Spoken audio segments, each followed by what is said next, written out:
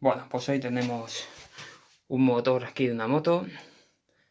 Se le ha roto el cárter por aquí. Esta pieza se ha arrancado de cuajo, que cogía una patilla. Entonces, bueno, pues vamos a hacer una reparación porque claro, por aquí es el cárter y tira todo el aceite.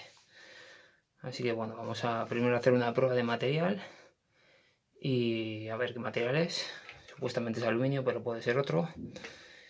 Y a continuación limpiarlo y soldarlo. Venga, a ver qué tal queda. Bueno, pues ya la tenemos limpia la pieza. Ya está encajada en su sitio.